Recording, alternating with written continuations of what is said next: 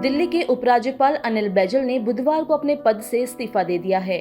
उन्होंने इस्तीफे के कारण को निजी बताया है। इससे पहले दिल्ली के एलजी नजीब जंग थे। फिलहाल अगला एलजी दिल्ली का कौन होगा, इस पर अभी फैसला नहीं हुआ है।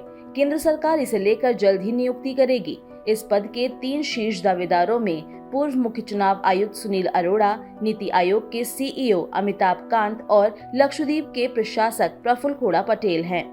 कई सार्वजनिक नीति के मुद्दों पर सरकार का चेहरा रहे अमिताभ कांत 1980 बैच के केरल कैडर के एक सेवानिवृत्त आईएएस अधिकारी हैं, जबकि सुनील अरोड़ा जो दिसंबर 2018 से अप्रैल 2021 तक चीफ इलेक्शन कमिश्नर थे, 1980 बैच के राजस्थान कैडर के सेवानिवृत्त आईएएस अधिकारी हैं।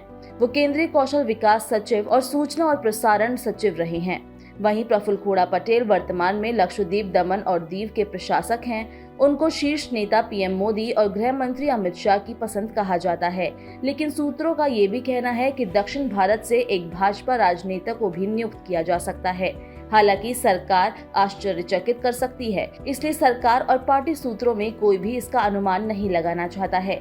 प्रफुल्ल खोड़ा पटेल ने 2010 में गुजरात में नरेंद्र मोदी सरकार में गृह मंत्री के रूप में काम किया है। लक्षद्वीप में उनका कार्यकाल विवादास्पद रहा। उन्होंने स्थानीय लोगों के विरोध को देखते हुए पर्यटकों को शराब परोसने की अनुमति दी थी।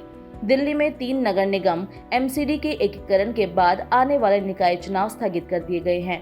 इसके बाद नगर निकाय उपराज्यपाल के अधीन आएगा, इसलिए सुनिश्चित किया जाएगा कि मौजूदा अतिक्रमण विरोधी अभियान को गति न मिले। एक व्यक्ति को नियुक्त किया जा सकता है। दिल्ली में आमतौर पर सेवानिवृत्त नौकरशाहों को उपराज्यपाल के रूप में देखा जाता है। अनिल बैजल से पहले नजीब जंग दिल्ली के उपराज्यपाल थे, लेकिन अरविंद केजरीवाल के नेतृत्व वाली आप सरकार के साथ भी उनके संबंध अच्छे नहीं थे। बैजल ने व्यक्तिगत कारणों का हवाला देते हुए बुधवार को इस्तीफा दे दिया। उन्होंने अपना इस्तीफा राष्ट्रपति रामनाथ कोविंद को भेजा, जो इस समय विदेश दौरे पर है। हालांकि इसे जल्द ही स्वीकार किए जाने की संभावना है। अनिल बैजल एजीएमयूटी, अरुणाचल प्रदेश, गोवा, मिजोरम और केंद्र शासित प्रदेश कैडर के 1969 बैच के आईएएस अधिकारी रहे हैं। उन्होंने 31 दिसंबर 2016 से 18 मई 2022 तक दिल्ली के 21वें उपराज्यपाल के रूप में 5 साल और 4 महीने की अवधि के लिए सेवा की। उपराज्यपाल के रूप में उनका कई मुद्दों पर मुख्यमंत्री केजरीवाल के साथ विवाद रहा। अनिल बैजल ने अटल बिहारी वाजपेयी सरकार के दौरान केंद्रीय गृह सचिव के रूप में भी काम किया था।